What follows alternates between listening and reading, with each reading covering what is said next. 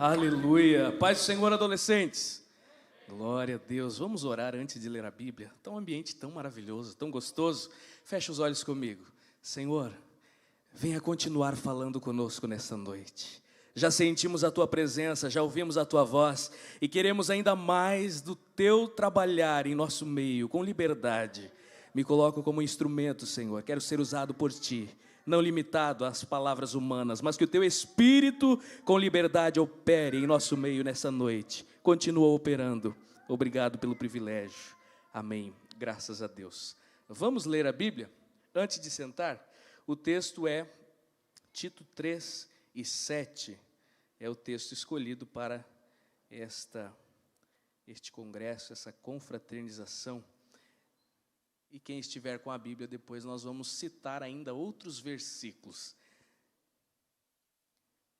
Tito, capítulo número 3, versículo número 7. Eu estou lendo aqui na Nova Almeida Atualizada.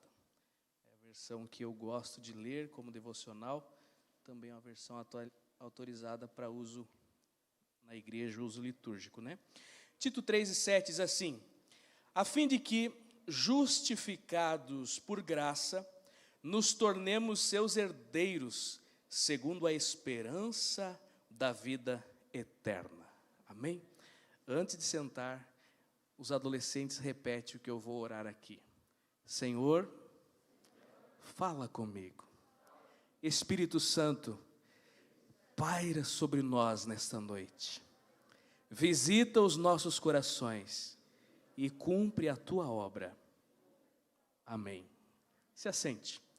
Antes de nós adentrarmos, quero agradecer o convite especial ao pastor Hebron.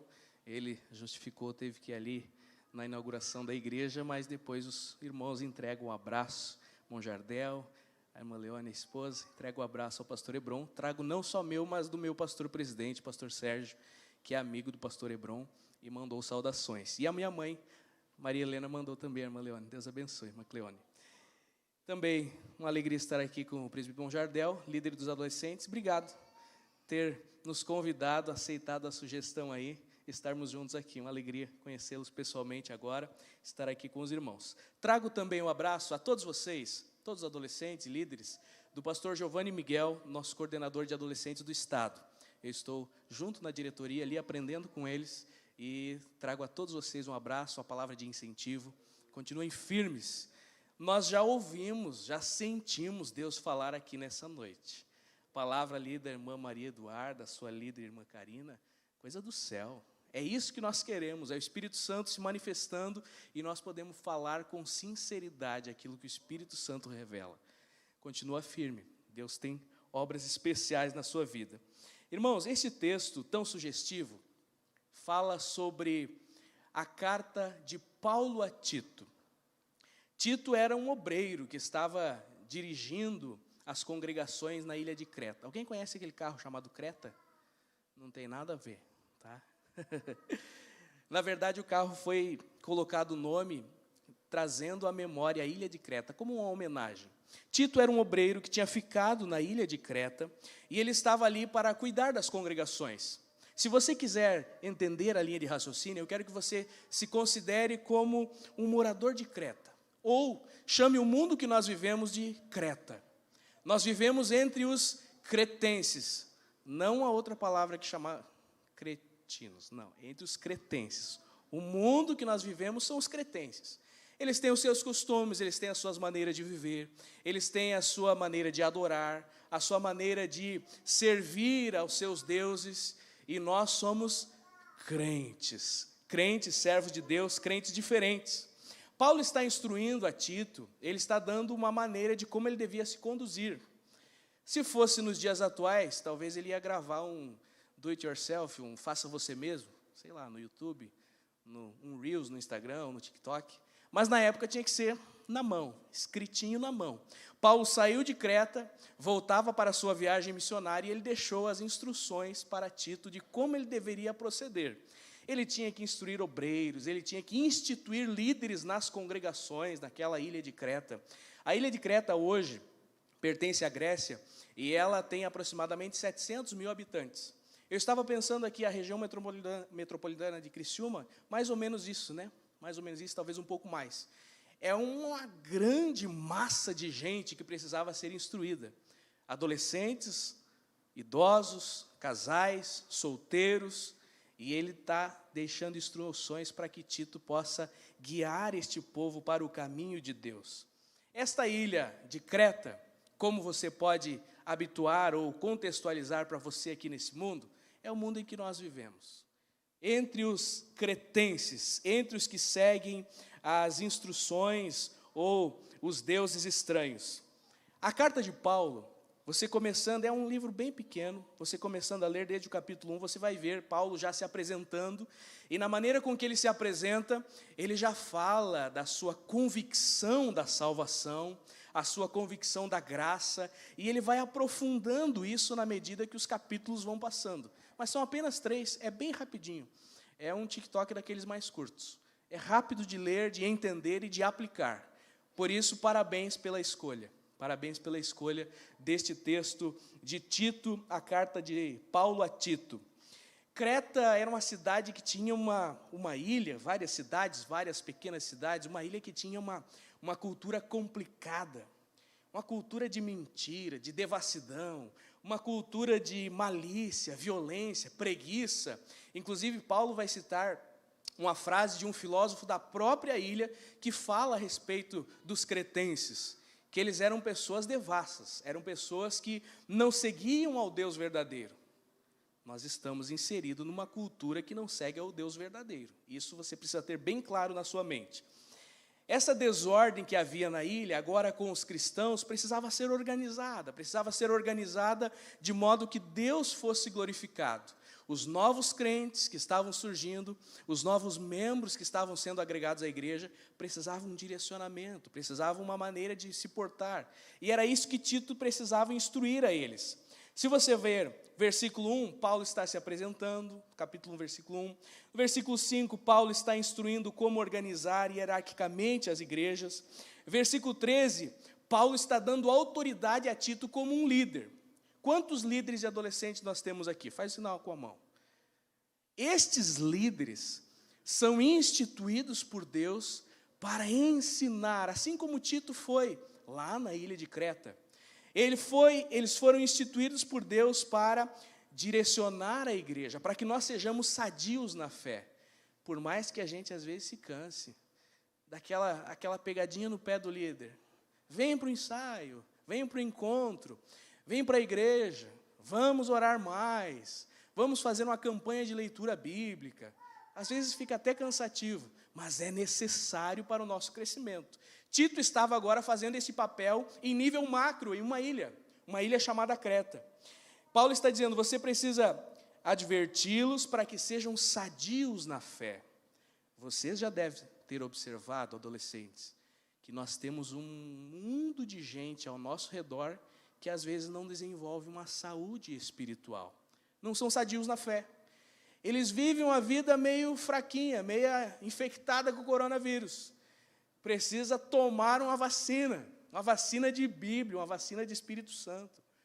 Eles vivem de maneira meio desolada, meio dissoluta, precisam ajuda de Deus.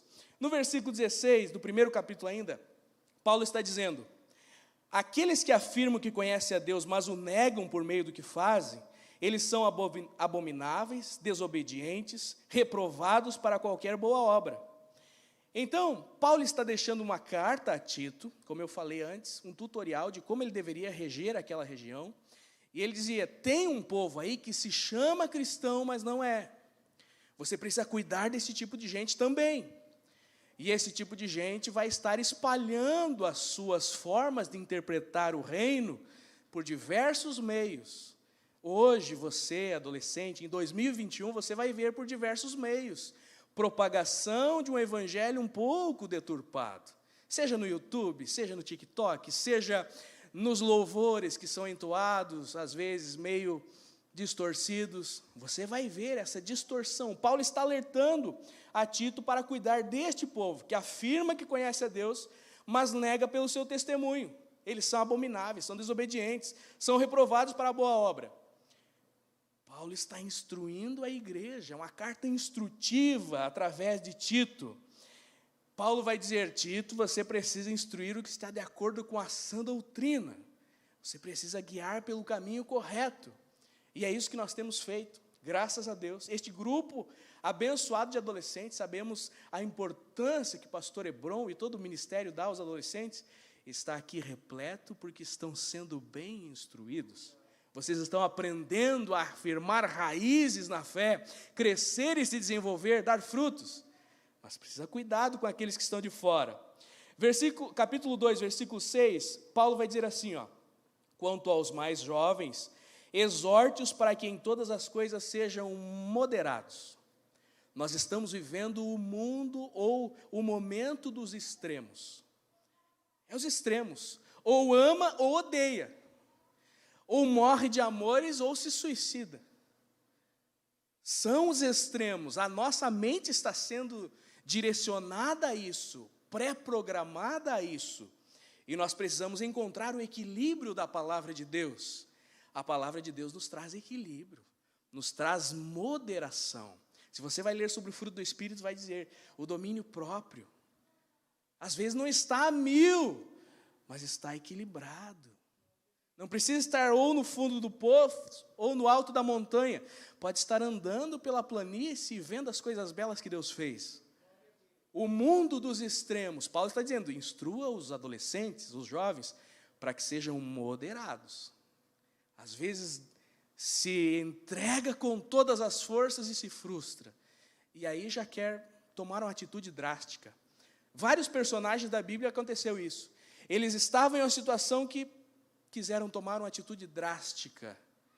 Eu lembro, vem agora na mente, o moço de Eliseu. Ele acorda de manhã, ele olha, abre a janela e vê um exército contrário e diz, ai meu Senhor. Ele pensa que vai morrer. Desespero. Mas daí o homem de Deus vem com calma, diz, não, fica tranquilo. Deus vai abrir os teus olhos. Eu repito isso para você hoje, adolescente, fica tranquilo, Deus vai abrir os teus olhos. Tem um longo caminho pela frente, tem o trabalhar de Deus ao redor da tua vida, guiando os teus passos. Fica tranquilo, busque o equilíbrio em Deus. Não caia nos extremos. Pode ver que a polarização não é somente nas questões bíblicas, mas no espectro político. Quem é de um lado, quem é do outro lado, e se briga. Precisa moderação, precisa cuidado, precisa equilíbrio. A maneira de expor as suas opiniões. Os jovens precisavam andar em equilíbrio. A época das nossas decisões, a época dos extremos, precisa buscar uma calma, uma tranquilidade. Versículo 2 e 7, capítulo 2, versículo 7, Paulo está dizendo, seja você mesmo um exemplo. Isso valia para Tito, ele ia repassar para os obreiros, que iam repassar para todos os membros da igreja. Será que nós temos sendo exemplo mesmo? Eu às vezes fico pensando, e às vezes eu fico deletando algumas postagens lá. Eu acho que essa aqui, meu Deus, não foi muito bom exemplo não. Dirigir, filmar, acho que não foi bom exemplo não. Tirar uma selfie enquanto está no volante. E outras coisas. Será que nós estamos dando bom exemplo, boas obras? Paulo está dizendo, ser você o exemplo de boas obras. Pouco depois da metade da carta, lá no capítulo 2, versículo 11, ele vai falar então, aqui começa a ficar mais gostoso o negócio, vai falar sobre a graça. A graça de Deus se manifestou, trazendo salvação a todos os homens. Quantos aqui já desfrutam desta graça? Adolescente, você já entendeu a graça de Deus? Você já abraçou, aceitou esta graça de verdade? Se você ainda não entendeu todo o plano da salvação, o quanto Jesus nos ama e o quanto Ele quer cuidar de nós e nos levar para junto dEle, eu quero orar por você ao final desta pregação, para que você entenda a graça e mergulhe nesta graça. Pensa que loucura dessa gente que o presente está apresentado, está disposto para eles pegarem, que é a graça, a salvação, e eles ignoram. Por teimosia, eles ignoram. Eles querem se salvar pelas próprias boas obras. Ou eles não querem, porque eles não acreditam que aquele presente é verdadeiro. Mas eu e você sabemos que a graça é para nós. A graça deve ser aceita, deve ser abraçada. Nós devemos aceitar e confessar a Cristo como Senhor da nossa vida. Não é por merecimento. Não é porque qualquer um de nós aqui merecia mais, é melhor, sabe mais, estuda mais, tem mais contatos. Não. É por graça. Nós vamos para o céu por graça. Você já parou para pensar isso? Você tem aí hoje a certeza, a convicção de que se o arrebatamento acontecesse agora, você ia morar no céu? Alguém não tem? Vamos fazer uma oração juntos. Curve a cabeça. Senhor, trabalha no coração deste adolescente, talvez que não está sentindo a certeza, a convicção de que vai morar no céu. Não está, Senhor, desfrutando da graça, o favor imerecido. Não está crendo na totalidade da salvação. Manifesta, Senhor, com Teu Espírito, a graça por completo. A graça que dá ânimo, que renova, que enche de alegria, de desejo de voar para o céu. Em nome de Jesus. Aleluia. Adolescente, não importa as coisas que acontecem, que passaram. A graça nos cobre. A graça nos traz para perto de Deus. Os pecados que passaram, as ranhuras que haviam, agora a graça cobriu tudo isso. Jesus levou sobre si, a graça alcançou. O amor supremo de Cristo é manifestado através da graça. Você precisa ter todos os dias da sua vida a convicção que você vai morar no céu, de que você vive esta graça. Acordou, está meio de mau humor, mas ainda vai morar no céu. Hoje eu não estou muito com vontade de orar, mas eu vou morar no céu. Todos os dias, de vitória em vitória. Agora, Paulo não deixa só nessa parte da graça, porque senão seria um evangelho deturpado, seria uma hipergraça que não exige outras coisas. Quer ver? Vamos em frente aqui, ó. Ele fala sobre a graça e em seguida, o versículo 12, ele já diz assim, ó. A graça nos educa para que, renegadas a impiedade e as paixões mundanas, vivamos neste mundo de forma sensata, justa e piedosa. Espera lá, então quer dizer que quando eu entendo a graça, o resultado é uma mudança na minha forma de viver. Essa hipergraça que está sendo apresentada por aí, como eu citei antes dos cretenses que dizem que são crentes e não são, está pregando uma graça que abraça tudo e não resulta numa mudança de vida, num testemunho diário. E aí todo tipo de postagem pode, todo tipo de comentário pode, seguir todo tipo de ídolo pode. Não, espera lá. Eu não estou entendendo direito esse negócio então. Uma graça que não resulta em mudança de vida não é uma graça verdadeira. É uma graça barata, uma graça falsa. Não é um amor genuíno. Sabe, eu tenho um filho pequeno. Está aqui minha esposa. Graças a Deus, hoje veio comigo. Um filho com 8 anos e uma menininha com 5 anos. E eu amo eles. Deus o livre se não fosse assim, né? Eu amo eles. Deixei eles com a avó hoje.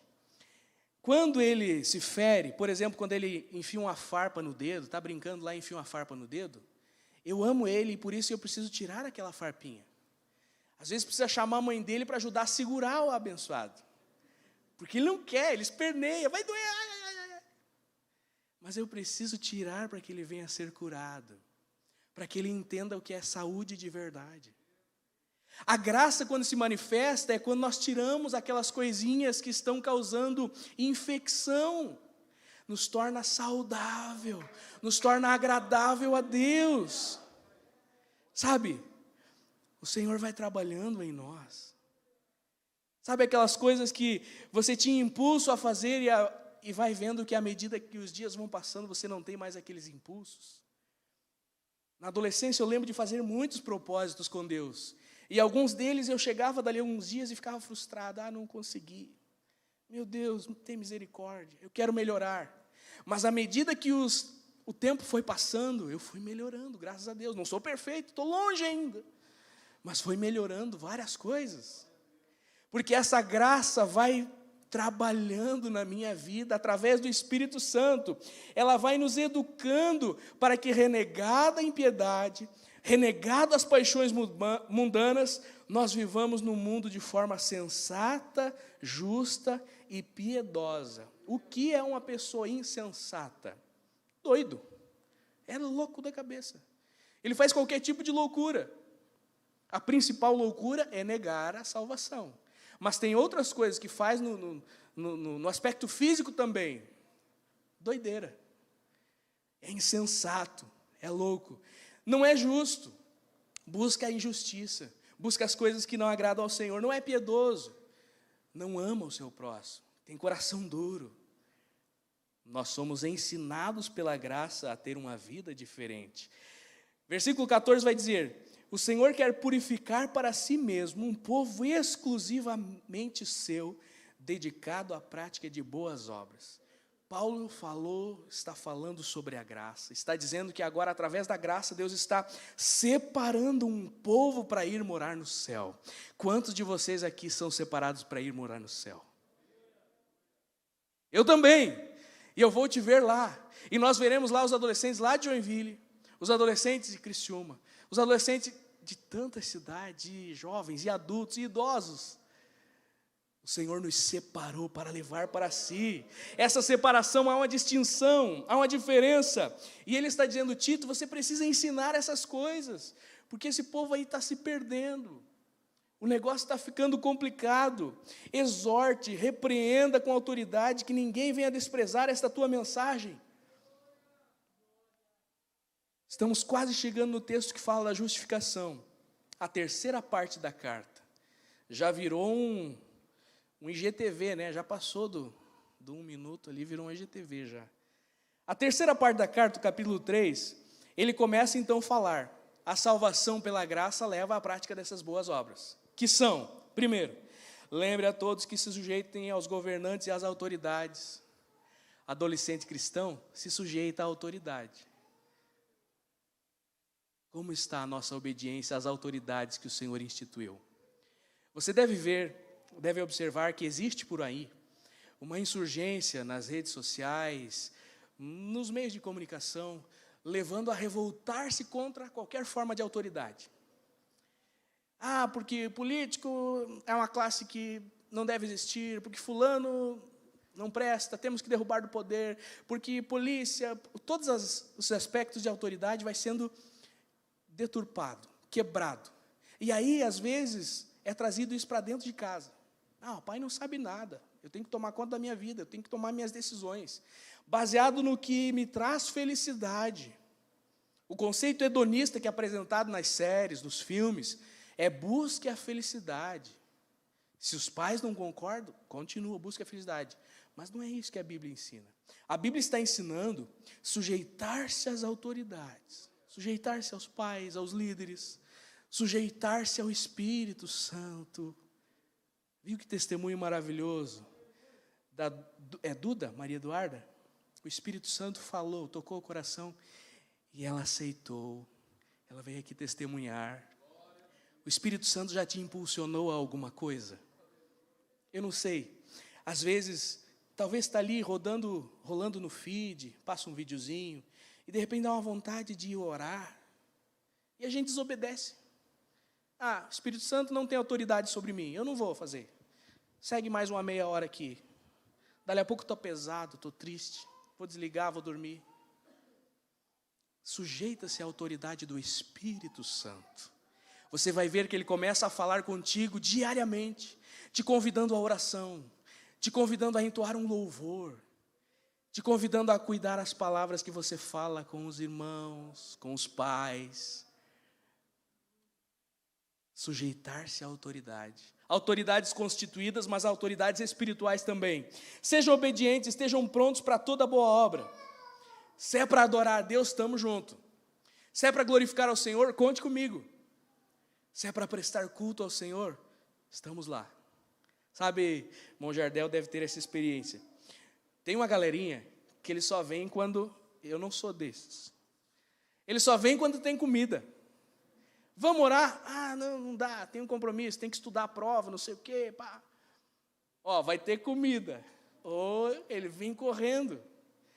Para boa obra ele não está pronto, mas se tem... Apesar de parecer, eu não sou desses, tá?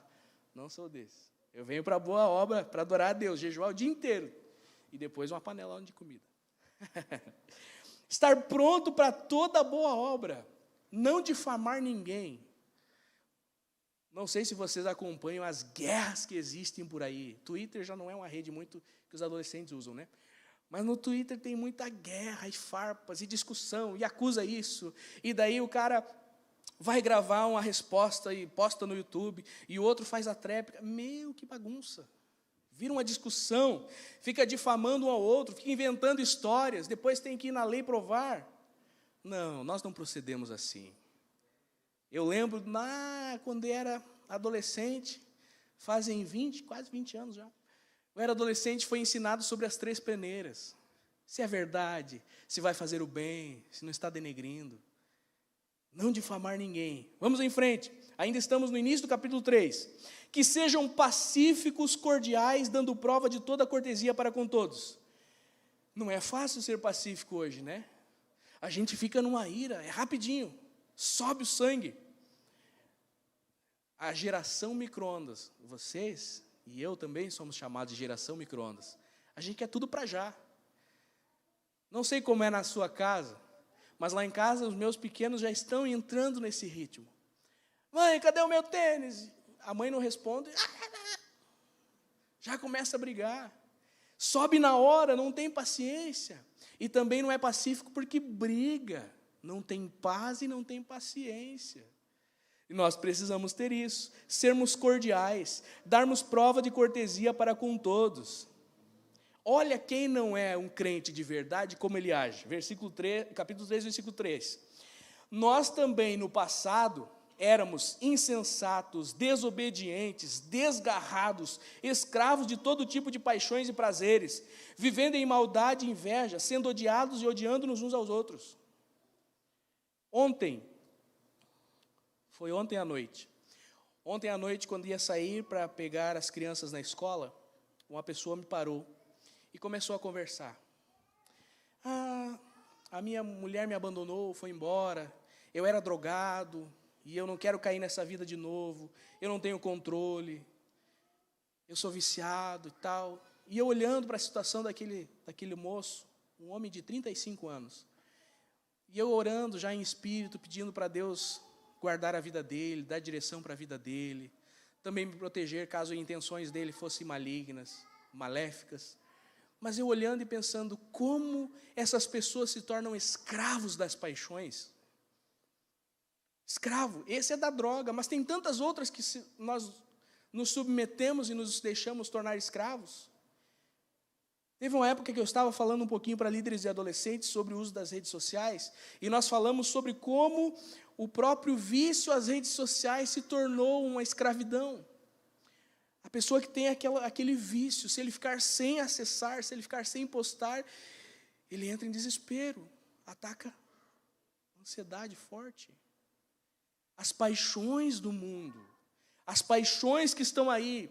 Tem um teólogo que diz que o nosso coração é uma fábrica de ídolos. Por quê? Porque a gente inventa ídolos para nós nos submetermos. Quais são as paixões que talvez você não consegue controlar? Você faz um propósito de seguir ao Senhor, mas quando viu, aquela paixão te enganou de novo. É falar algo, é se irar, é ver uma pornografia, algo sensual. A graça nos habilita a vencer essas paixões. Agora não são mais desgarrados e escravos das paixões e prazeres. São livres. Eu e você somos livres. Nós podemos dizer não e desfrutar as coisas por inteiro, por completo. Desfrutar da bênção do Senhor. Versículo 4 diz: quando a bondade do Senhor, nosso Salvador, se manifestou, o seu amor por nós nos salvou não por obra de justiça praticada por nós, mas segundo a sua misericórdia. Ele nos salvou mediante o lavar regenerador, renovador do Espírito Santo, que derramou sobre nós ricamente por meio de Jesus Cristo, a fim de que, agora chegou o tema, justificados por graça, nos tornemos seus herdeiros, segundo a esperança da vida eterna. O papel do Espírito Santo é o regenerador e renovador Por isso é importante você buscar comunhão com o Espírito. Quantos aqui já receberam batismo no Espírito Santo? Deixa eu ver. Glória a Deus, parabéns, temos vários. Quantos estão buscando? Quantos estão buscando? Ei, você que ainda não recebeu, faça um propósito de buscar esse revestimento do Espírito, aleluia!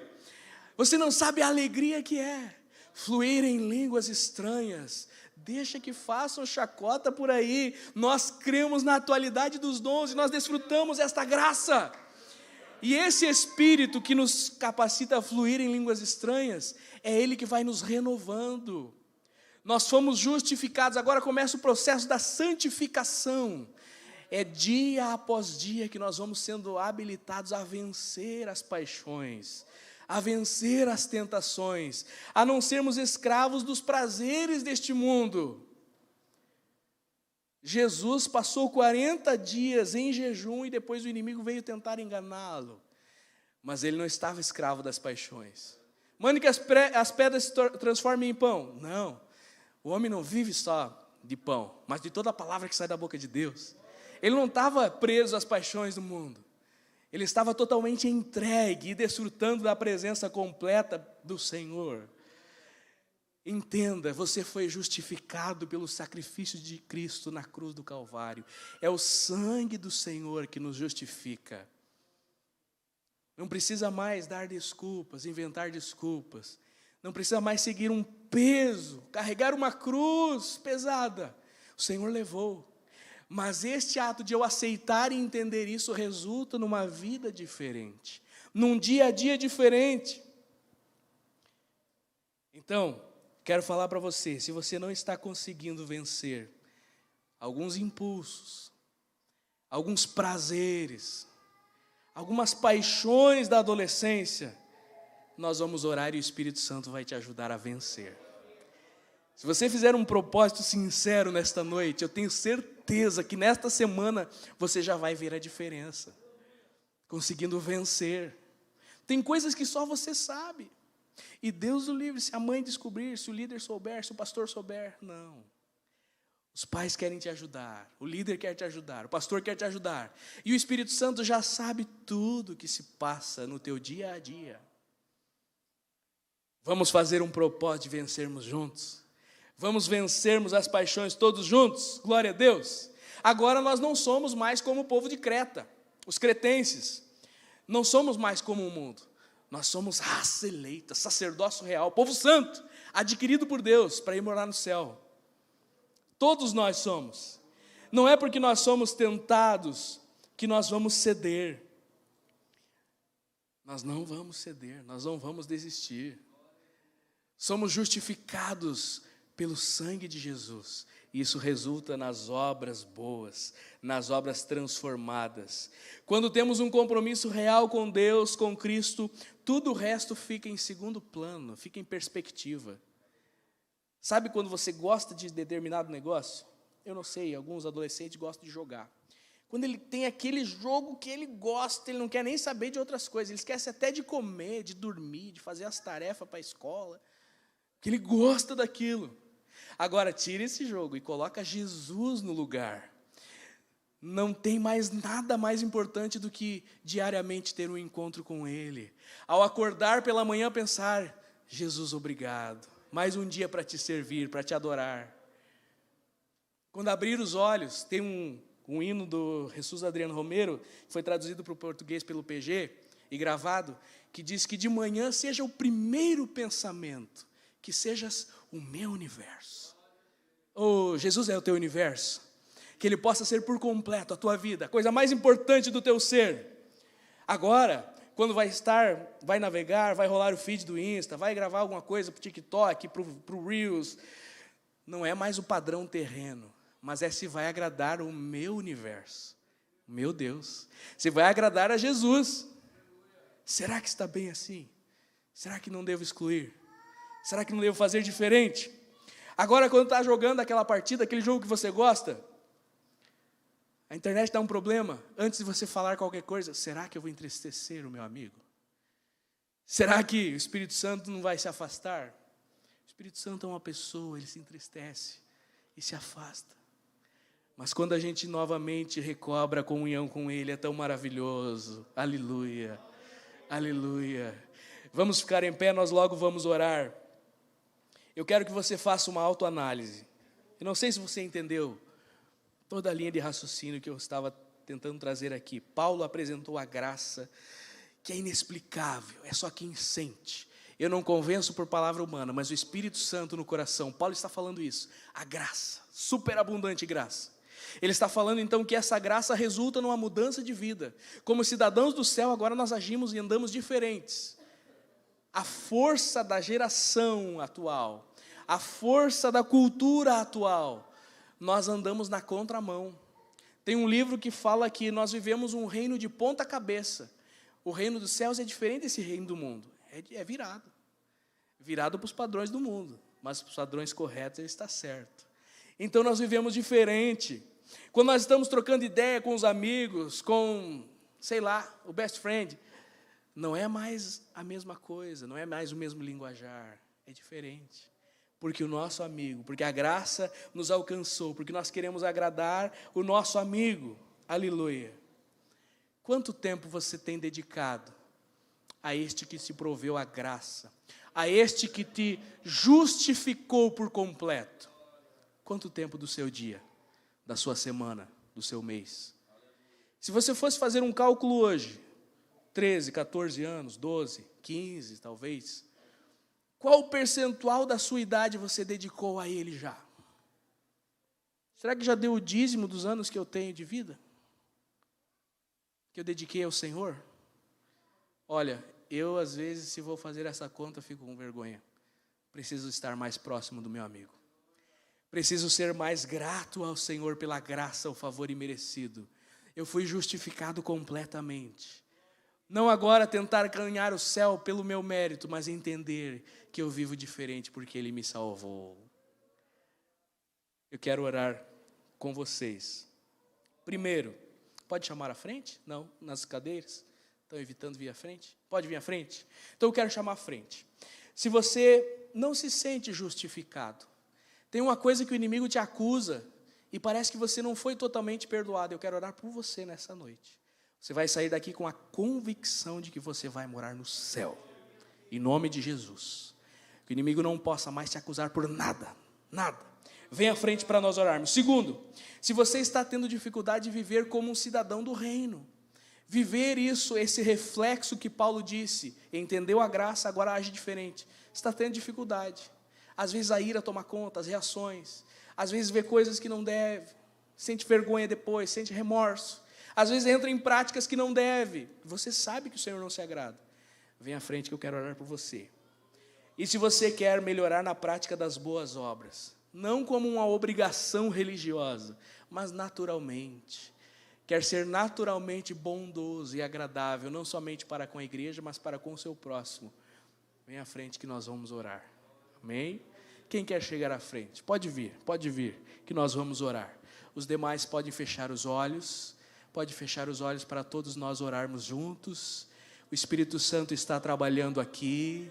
O Espírito Santo está visitando corações. Ele está renovando propósitos. Aleluia. Pode vir. Pode vir que nós vamos orar. Deus sabe a tua intimidade. Deus sabe o teu dia a dia, lá dentro de casa, na escola, nos lugares que você acessa, aonde você tem visitado, que você tem visto, que você tem pensado. Talvez se vieram pensamentos na tua mente de dar cabo, de terminar com tudo, você vai sair daqui sentindo a alegria da graça, da salvação. Vós fostes justificados, agora são herdeiros, co-herdeiros com Cristo, herdeiros segundo a herança da vida eterna. Vamos orar? Quem está nas cadeiras, estenda as mãos. Senhor, sei que estás aqui, sei que estás operando neste lugar. Olha para o coração e para a mente deste adolescente, desta adolescente, desse irmão. Tu sabes, Senhor, tu sondas, tu conheces tudo o que tem acontecido. Venha dar, Senhor, uma porção do teu Espírito. Venha derramar-se sobre ele agora com a tua unção. para entender, Senhor, a plenitude da bênção, da salvação, para entender a graça, que Tu levaste sobre Ti todas as nossas iniquidades, que o inimigo não pode mais acusá-lo por aquela coisa que aconteceu lá no passado. Agora ele é livre para Te adorar, agora ele é livre para Te servir, ele não vai incorrer em pecados, não existem maldições geracionais, não existem, Senhor, acusações do inimigo, não existem, Senhor, qualquer coisa que venha imputar-lhe o pecado, pois agora ele é livre, ela é revestido pela graça, pelo sangue de Jesus. Também olha para esta adolescente, que está tendo dificuldade, Senhor. Ele já entendeu a graça, ele entendeu o Teu amor, mas ele não consegue vencer aquelas paixões, ele não consegue, Senhor, se controlar. Venha dar o domínio próprio, venha Espírito Santo fluir e capacitar a vencer as tentações, a ter um olhar diferente para com as coisas do mundo, e um olhar especial para as coisas do céu, as coisas do alto, ter desejo de cantar, de louvar, de ler a palavra, de cultuar, de orar, de evangelizar, de ganhar almas.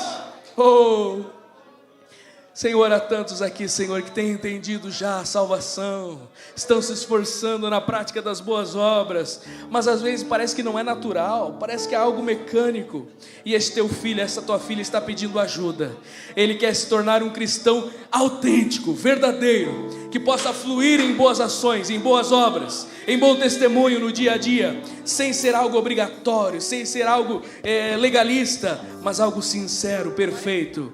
Eu sei que o Teu Espírito Santo está operando aqui.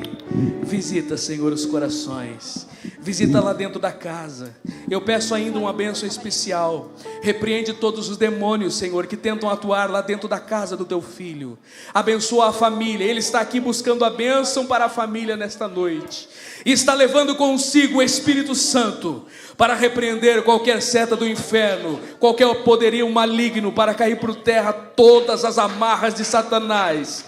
As palavras, Senhor, que foram ditas, que ficaram gravadas no coração e na mente dele ou dela, nesta hora são apagadas, e são escritas palavras de bênção, palavras de alegria, palavras de ânimo, palavras de futuro abençoado, conforme o Senhor tem para cada um de nós. Aleluia, amém, graças a Deus.